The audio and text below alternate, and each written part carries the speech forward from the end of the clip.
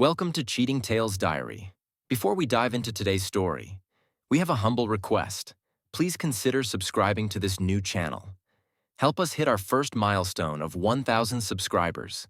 Your support will motivate us to keep bringing you more exclusive original cheating wife stories. And now, let's get started with today's story. A soft layer of snow had begun to settle on the tall windows of a luxurious but quiet suburban house in New Jersey. Inside, Tim Burns sat in the silence of his office room, eyes on his laptop screen, but his mind far from it. He was the kind of man people called the perfect husband and a workaholic genius. A key player in a successful IT firm, he had recently signed a multi-state contract that had taken his professional life to new heights. But the smile on his face that day, it wasn't the one he usually wore for the world. Behind it was a heavy silence.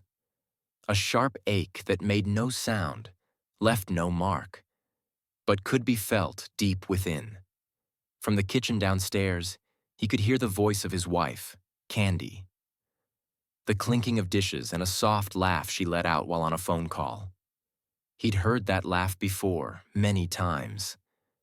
But now, something about it felt different. A strange unease was settling in his chest. The kind of fear that didn't yet have a name. Candy, his wife, his partner, his whole world. 5 years of marriage, a relationship that had begun back in college. They'd met at New York University, back when life felt like a sky full of dreams. Together, they built their careers, bought a home, and were now discussing starting a family. But lately, everything seemed to be quietly unraveling. The first strange moment came one afternoon when Tim was doing laundry. He tossed her clothes into the washer and picked up a piece of her underwear, and immediately noticed an unfamiliar scent.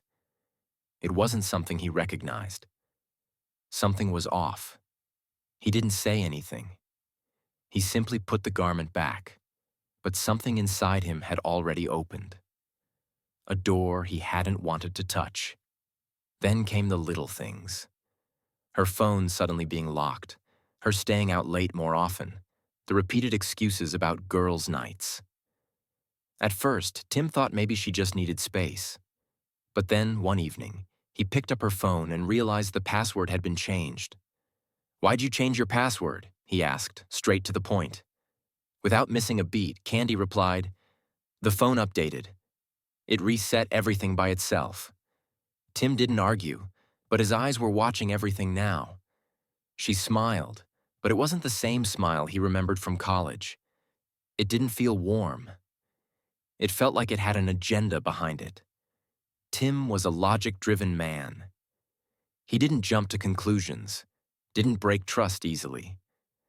But now his emotions were beginning to speak louder than his reasoning. He started writing everything down, in a digital journal. Every small thing. Where Candy said she was going, what time she returned, what she wore, who she talked to on the phone, and the strange tension in her eyes. And one name kept circling in his mind: Jake Hudson. Jake, his boss, his professional gatekeeper.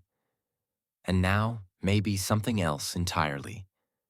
Jake, his boss, the man who had once been the gateway to his career. And now Tim was beginning to suspect maybe something more in Candy's life too. Jake and Candy had first met just last month at a corporate event. That night, Candy had been unusually friendly. Tim thought nothing of it at the time, assumed it was just normal party behavior. But now Jake's subtle smirks, the lingering glances, those memories were resurfacing with a new meaning, like something had always been hidden beneath the surface. A few days later, the company announced a weekend retreat, an exclusive camping trip for top performers. Tim was proud to be selected. It was validation of his hard work. But the moment he shared the news with Candy, she seemed a little too happy. "You should definitely go. It'll be great for you," she said with a big smile. There was something forced about her enthusiasm. And for the first time, a line Tim had once read came back to him. "Some people are happiest when you're out of their way." Before heading off on the trip, Tim made a decision. He wasn't going to let his suspicions linger in the air anymore. He contacted a private investigator, a retired FBI agent now working in New Jersey, known for his precision and discretion in personal cases. "If you want the truth," the agent told him, "install both a tracker and a discreet monitoring app. We'll stay in the shadows. You'll get everything straight to your inbox." Tim agreed. That night, while Candy slept beside him, he synced her phone to his laptop. He didn't hack anything, just installed a legal, silent tool, something that could log her location and screen activity without setting off alarms. He felt guilty. He felt sick to his stomach. But that shame didn't weigh more than the need for answers. The next morning, he left for the office. But his mind was tied in knots. Every alert, every ping, every screen light on his phone now felt like a knock at the door of truth. Like the walls of his home were whispering secrets to him. He didn't know what he would find. But now he was ready. Ready to listen to the silence behind that smile. The wooden resort nestled in the hills near California's wine country was stunning. A peaceful escape surrounded by beauty. But for some, it was also the ground zero of betrayal. People came here to relax, bond with colleagues, and forget the office grind. But a few had arrived to drop their masks. Tim Burns, a core tech lead in the company, wasn't particularly excited about the trip. Even as the bus made its way up the winding trail, his thoughts kept circling. Where would Candy be while I'm here? Is Jake really acting normal? Am I just being paranoid? Or is something truly wrong? His assigned roommate was Jordan, a cheerful senior analyst known for his jokes and whiskey collection. But Tim had requested a solo tent near the woods. "For the privacy," he said. But maybe also for the distance, from others and from himself. The first night, the company hosted a bonfire. The air smelled of cedar and grilled chicken. Wine was poured freely. Laughter floated through the crisp evening. Jake cracked jokes. People laughed loudly. And Tim. He forced a smile, the kind that hides more than it reveals. Midway through the evening, Tim got up to head toward the restrooms. As he passed the resort's main lodge, something caught the corner of his eye. Jake was sitting in the lounge, and next to him was Candy. Candy? Tim's breath caught in his throat. He rubbed his eyes, just to be sure. Yes, it was her. She was wearing the same dress she'd worn when she left that night, claiming she was meeting friends. A glass of wine in her hand, her other rested gently and naturally on Jake's shoulder. Tim steadied himself. He didn't walk over. Instead, he slipped quietly into the shadows outside the lodge, hiding behind one of the wooden pillars. His fingers were freezing, but his phone was already in hand, recording with trembling urgency. The video, raw, shaky, and dim, didn't show much clearly. But the body language, the smiles, the shared glances, it said more than enough.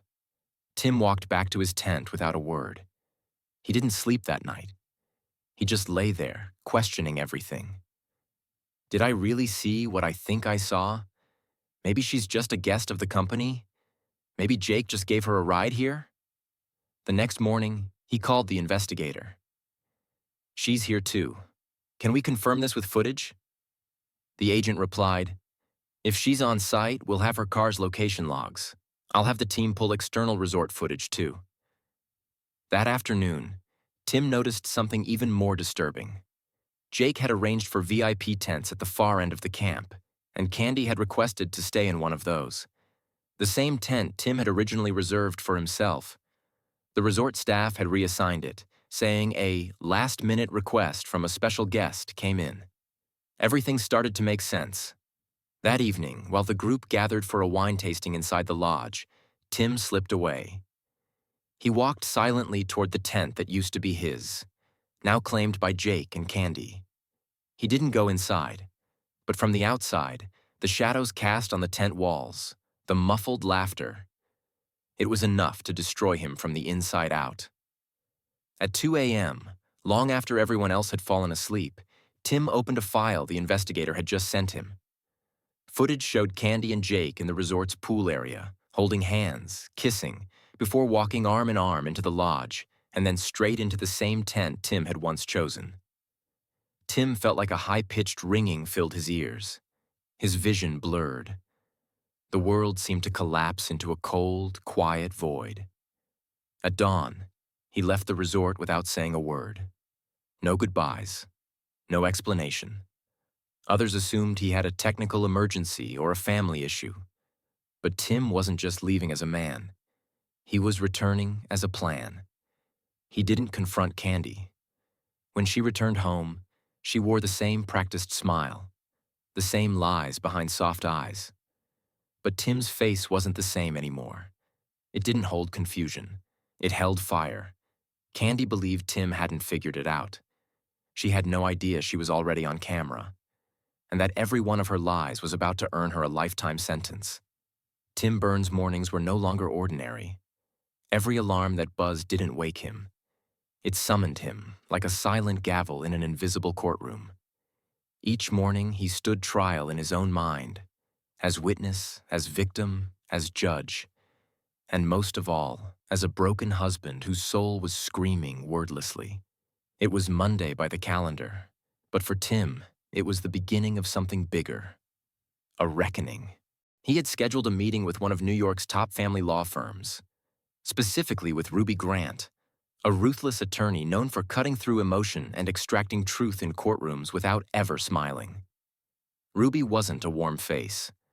Her office mirrored her personality. High glass walls, black and white decor, and an icy air that told you clearly, this is where facts speak, not feelings. "What do you have?" Ruby asked bluntly. Tim placed his phone on her desk and began showing everything: the videos, the audio clips, the location logs, the screenshots. Candy's fake laughter, Jake's smug face, footage by the pool, shadows inside the tent. Ruby listened, silent at first. Then she leaned forward. "You don't just want a divorce. You want justice." For the first time, Tim felt that word hit him. Justice. "We'll start with the divorce filing," Ruby said, "but I also suggest a civil suit, alienation of affection." "Is that even legal?" Tim asked. "In North Carolina, Mississippi, and a few other states, this case is admissible," Ruby explained calmly. "Given Jake's influence and your wife's emotional and physical infidelity, we can file this under alienation of affection. And since Jake is your boss, we can add workplace exploitation to the list as well." Ruby's legal mind was already turning the shattered pieces of Tim's world into strategic weapons. Back home, Candy was the same as always, smiling, unfazed, not even asking where Tim had been. She had started avoiding intimacy. One night, she said flat out, "Please, I'm exhausted. Work's been overwhelming lately." Tim knew better. She wasn't tired. She was just tired of pretending. Not of him, of the mask she wore. But now, Tim had answers. After dinner that night, he asked calmly, "Where's your phone?" "Your mom texted, but I couldn't read the message." Candy jolted, grabbing her phone quickly. "I'll check it." "It's nothing important," she said, her voice shaky. Her face had gone pale. The very next day, Tim received a package from the investigator. It included a USB drive with testimonies from the hotel staff. 2 resort waiters reported that Candy frequently entered private rooms with Jake and often refused room service to avoid interruptions. Later that week, an old colleague named Ellen came to meet Tim. She used to work at the same company. "I wanted to tell you everything before," she said nervously, "but I was scared. Jake's powerful, but now I'm ready to testify. Candy and Jake. It's not just you. There have been others." Tim wasn't exhausted anymore. He was building his case, brick by brick. He sent a formal resignation email to the company, titled "Resignation with Cause," and attached every piece of evidence. Jake's fake trip plans, inappropriate photos, and violations of workplace ethics. An internal investigation began. Quietly, an HR intern approached him and whispered, "Tim, your case has shaken the board. People are freaking out." Candy had started sensing that something had changed. She began asking, "Why are you being so distant? Are we okay?" Tim only asked her one thing in return. "Are you okay?" Her eyes gave her away, filled with fear. She knew something was slipping through her fingers. Then, one day, Tim reached into his office drawer and pulled out a document. In the Supreme Court of the State of North Carolina civil case number 5472 B. Burns versus Hudson and Burns charges. Alienation of affection, sexual coercion, emotional sabotage. These weren't just names on paper anymore. They were officially filed in the court of justice. The man once known simply as Candy's husband was now the plaintiff, and his silence had found its voice. Downtown New York, the 27th floor of Hudson Technologies. Through its glass windows, the outline of Manhattan was clear and proud.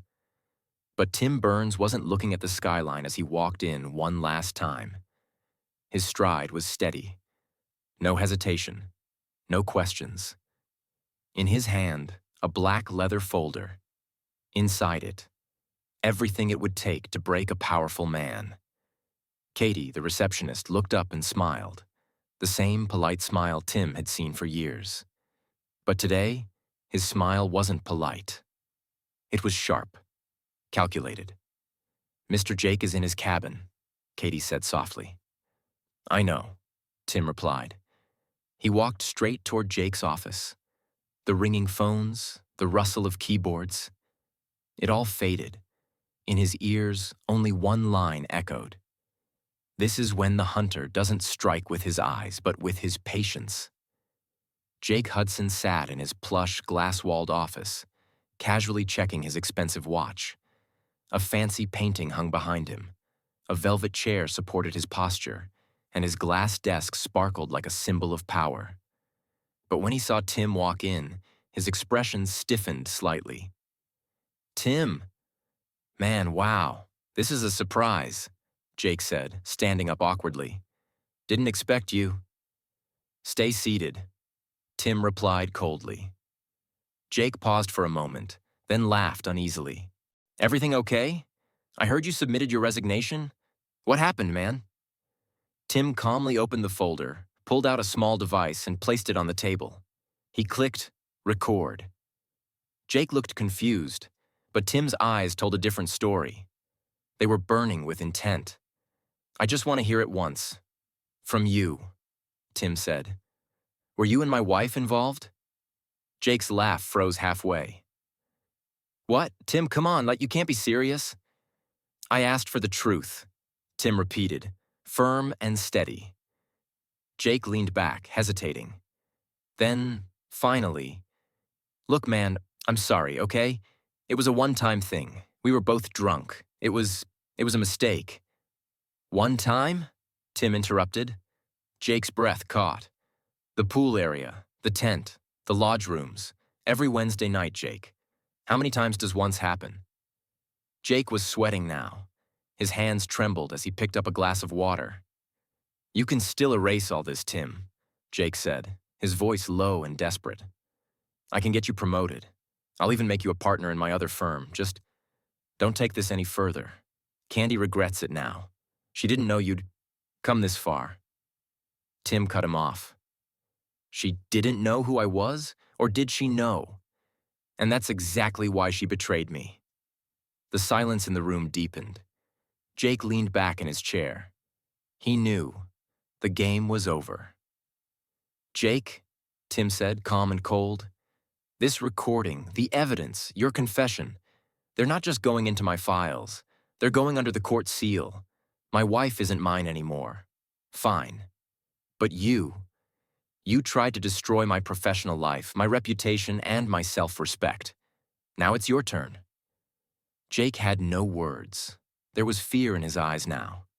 Fear of the man who had never once raised his voice. Tim closed the folder, stopped the recording, and placed a sealed envelope on Jake's desk. This is my final document. Resignation with cause, and a formal legal notice for violating company ethics policy. Jake opened the envelope and read silently. His face began to flush red, then drain completely, as though the blood had vanished from his body. Tim looked him in the eyes one last time and said, "Some people laugh so the world thinks they're fine, but when they go silent, that's when the storm is coming." And with that, Tim walked out. Behind him, only silence, and the crumbling of an empire. Jake now understood. His career, his image, his power were all about to be buried. Outside the Supreme Court of North Carolina, the wind was cold, but tension hung hotter in the air. Inside, the heat wasn't from arguments, but from years of repressed emotions that were about to erupt. Tim Burns, dressed in a sharp black suit, sat quietly outside the courtroom. His face was calm, but the file in his hands felt like a weapon of war. Beside him sat Ruby Grant, fully armored for legal battle. Across the aisle, Jake Hudson's legal team. 3 high-priced lawyers, shining briefcases, and the smug confidence of men who thought they'd seen it all. The courtroom clock ticked like a heartbeat, slow and deliberate. Then the judge's voice echoed across the room. Case number 5472B, Burns versus Hudson and Burns. It was as if the entire world froze. The first testimony came from Tim.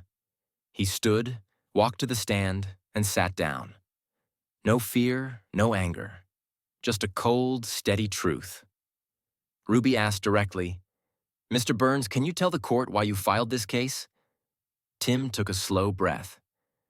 "Because my silence was mistaken for weakness. My wife didn't just cheat on me. She betrayed my trust. And my boss, a man I once looked up to, walked right into my home and blew it apart. I'm not here for revenge. I'm here for truth."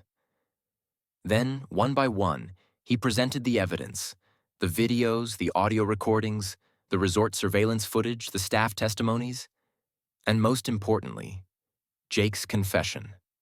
The judge kept looking up from his notes, staring into Tim's eyes. The courtroom was quiet. So quiet, it felt like no one dared breathe. Then Ellen, once a member of Jake's team, stepped up to testify. "I saw Candy in Jake's office often," she said. "There were no meetings, no appointments. Once I overheard Jake say, 'If Tim suspects anything, just tell him you're tired.'" Next, a medical report was submitted. It confirmed that Candy had been undergoing antiretroviral therapy for months. The implications strengthened Tim's case further. Tim's parents sat silently in the back. They didn't speak, but their eyes told a story. Their son's world was on trial today, but he wasn't shrinking. He was standing tall, with truth in his hands. And then came the moment everyone was waiting for, when Candy was called to the stand. She walked slowly, eyes lowered, and sat down. Her hair was unkempt. Dark circles weighed down her eyes. The vibrant woman she once was had vanished. Ruby asked, "Did you have a physical relationship with Mr. Hudson?" Candy's voice trembled. "Yes, I did." The courtroom froze. It was like a silent lightning strike had hit every person present. Ruby kept pressing. Slow, methodical, unrelenting. "Were you aware that Mr. Burns had placed a tracker on your phone?" "No." "Were you aware those videos could be presented in court?" "No." "Did you knowingly harm his mental and emotional well-being?" Ruby asked. I'm sorry," Candy whispered. "The court isn't here for your apologies, Mrs. Burns," Ruby said coldly. "The court listens to evidence, and the evidence is not in your favor." When the judge finally delivered the verdict, an eerie stillness swept through the courtroom. This court finds Mr. Jake Hudson liable to pay Tim Burns $1 million in damages, compensating for mental, social, and marital harm. Additionally, Mrs. Candy Burns is ordered by this court to forfeit any claim to future spousal support or marital assets. Case closed. As Tim walked out of the courtroom, He turned around only once. Candy's eyes were locked on him, her face streaked with tears. But Tim's eyes were clear, for the first time in a long time. She stepped toward him. "Tim, I know I made a terrible mistake. I'm broken. Do you think you could ever forgive me?" Tim looked at her for a long moment, then said calmly, "I already forgave you, but I'm not your husband anymore. I'm your consequence." Candy said nothing. She understood. This forgiveness didn't mean reconciliation. It was the closing of a story. 2 weeks had passed since the court's decision. Autumn had arrived in New York, dry leaves scattered along the sidewalks like forgotten fragments of old relationships. Tim had moved into a new apartment, a modest, peaceful space tucked in a corner of Manhattan. Every object in it was placed by his own hand, like he was slowly rebuilding the parts of himself that had shattered. But while the exterior was calm, his inner storm still lingered. One morning, there was a knock at the door. It was Candy. Her face was paler than ever. Her lips were dry, eyes sunken with exhaustion. Tim stared for a few seconds, then quietly opened the door. "I just need a few minutes," she said softly. Tim stepped aside without a word. She entered and sank to the floor as if her legs could no longer carry her. "Tim?" Her voice cracked. "I went to the hospital. My body's been feeling strange for weeks. I tested positive for HIV. Tim's heart paused. He said nothing, just stared at the wall. "The doctor said it might have been there for a long time. I don't know who. Maybe Jake. Maybe someone else." Tim raised his hand to stop her. "I don't need to know that," he said quietly. "Your medical report won't cleanse my heart's report." Candy broke down, sobbing. She kept apologizing, reaching for him, trying to touch his hand, but Tim stood still, unmoved. "I forgave you in court," he said, "but this illness, that's part of your story now, not mine." Candy slowly stood. Her face looked even more drained, like every tear had hollowed her out. She walked to the door and never returned. But the story didn't end there. 4 days later, the entire city was shaken by a news report. Jake Hudson shot and killed his former lover and son, Mike, before turning the gun on himself. Police discovered the bodies in the bathroom of his apartment, with Jake's body found in his office. The motive remains unclear, but sources suggest Jake's mental health had deteriorated severely in recent weeks. Tim sat silently in front of the television, staring like he was trying to see through the screen. He picked up his phone and called the investigator. "Was Candy there?" The agent replied, "No. She visited a day before, but she wasn't there when it happened. Police already questioned her." Tim lowered his head. A single tear slid down his cheek. Not from sorrow, not from relief, just from exhaustion. The police report revealed everything. Jake, disgraced and stripped of power, had completely unraveled. When Candy confessed her illness to him, he snapped. He pulled out a gun and shot Mike, who, like his father, had grown into a selfish, arrogant man. Then he turned the gun on Candy. The bullet hit her shoulder. She survived. Jake then turned the weapon on himself. Mike died on the spot. Candy was hospitalized, then vanished. No one knows where she went. Tim didn't see it as news. He saw it as the next chapter in his story. He went to a nearby park and sat with the documents in his lap. Candy's medical file, the police statements, Jake's suicide note, and Mike's death certificate. After reading every last page, Tim closed the folder. And for the first time, he felt a weight lift from his soul. The fire that once burned him had now turned his enemies to ash. It was a cold but clear morning in New York. The sky was pale blue, and the sun's rays still carried winter's chill. But inside Tim Burns, something warm had begun to stir. A slow light, like the one you see at the end of a long, dark tunnel. For weeks now, he had been waking at 5 a.m., no alarm needed. His body had become a clock, one shaped by betrayal, grief, and the echoes of courtroom truth. Each morning, he jogged a quiet corner of Central Park.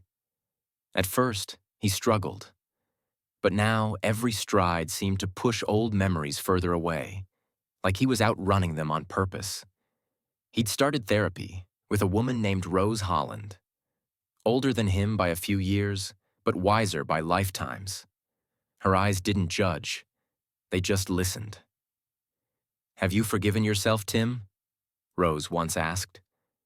"Forgiven?" Tim gave a soft smile.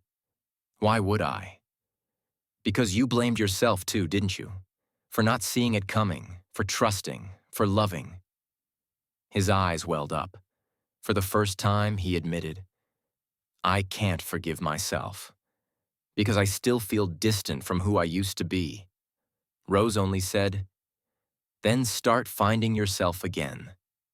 That's when Tim rebuilt his life with discipline. He joined a yoga class, took up martial arts, every punch releasing pain he'd stored away. He changed his diet, quit alcohol completely, and cut ties with old friends, especially the ones who still orbited Jake. For work, he joined a small tech startup, honest, raw, and transparent. There he met Cynthia, a development coordinator. Outgoing, a little messy, but disarmingly sincere.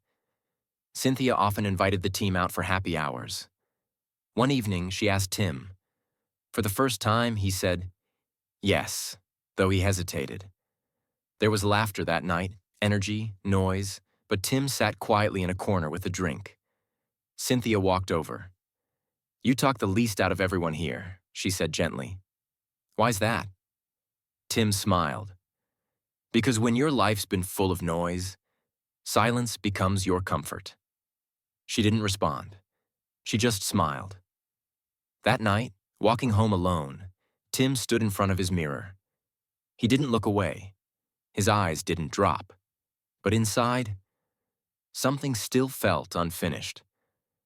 At his next therapy session, he asked Rose, "Can someone fall in love again, after believing that love was just an illusion?"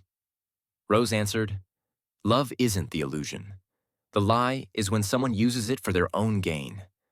Real love, it never disappears. It just waits for you to become worthy of it again." Tim didn't say anything, but the silence felt different. The next day at work, Cynthia handed him a small planter, a tiny green sapling, with a handwritten note. "Maybe you've had enough of dead flowers. Let this one grow something new." For the first time in ages, Tim laughed. Maybe. It's time to live again. That night, in his Manhattan apartment, where Tim now watered his plant every morning, something felt different. The city lights outside his window glowed the same, but the room inside had an unfamiliar stillness, like something invisible had come to sit beside him. He sat on the couch with a book open, but he wasn't reading. His eyes weren't on the words. They were lost in memory. Candy. Her name no longer rang like a bell. It was a whisper now. Sometimes, when the house was completely quiet, it felt like she was speaking to him, without words, without voice. One night, Tim woke up drenched in sweat. The room was cold, but his skin burned, and he felt it. A presence, not seen, but felt. Then, he heard her voice, software internal, like a part of him was speaking back. "You're scared to move on, Tim, but if you stay here, you'll become like me, hollow, unfinished, and stuck." He walked to the window. Outside, the city buzzed, but inside, the whisper had clarity. It wasn't Candy's voice. It was his soul, asking him to let go. "Am I still tied to her?" he asked himself. The answer came not in words, but in peace, a silence that no longer hurt. At his next therapy session, Tim confessed it. I still think about her, he said. I don't hate her. I don't love her. She's just part of my story now, and maybe always will be. Rose nodded. That's the truth, Tim. Some people leave our lives, but they still live inside us as tenants. We just have to decide. Are they permanent residents or temporary guests? Tim looked out the therapy room window. Snow had just started falling. That night, he opened a folder on his laptop, labeled Old Life. One by one, he reviewed the recordings, the photos, the court documents, the medical reports. And then, he deleted them all. As the last file vanished, he whispered, "You're not part of my story anymore. You're my lesson." Then he picked up his phone and sent a text to Cynthia. "Are you free Friday evening? Thought maybe we could grab some coffee." A moment later, her reply popped up. "I was hoping you'd ask." Tim closed his eyes. No whispers, no shadows from the past, just his breath. And for the first time, it felt light. Months later, New York streets were blanketed in snow again. But this time, it didn't feel like punishment. It felt like peace. Tim Burns was no longer the same man. His walk now carried confidence, not from ego, but experience. His connection with Cynthia didn't have a name. She wasn't a girlfriend, not quite a friend. She was a partner in healing. Every Friday, they met somewhere new, a quiet cafe, a bookstore, or just a park bench watching the city breathe. One evening, walking by the Brooklyn Bridge, Cynthia asked, "Tim, are you still afraid?" Tim thought for a while, then said, "Yeah, but I've learned how to live with that fear." She stayed quiet, then asked softly, "Can I share that fear with you?" Tim looked at her, and for the first time, he placed his fingers gently over hers. No promises, no pressure, just presence. This new chapter didn't erase the past, but it carried the past like a warning. Never await. Sometimes media outlets still called him. "Mr. Burns, would you like to comment on the Jake Hudson case? Are you writing a book?" Yes, Tim was writing a book. The title? Behind the Smile. He wasn't writing with bitterness. He was writing with wisdom. Each chapter ended with the same line. Never mistake someone's silence for weakness, because when they finally speak, it might be your end. His book was launched by a local radio station, an event filled with people, each carrying their own hidden stories. Tim wore the same suit he'd worn on the last day of court, and he said, "I'm not standing here for revenge.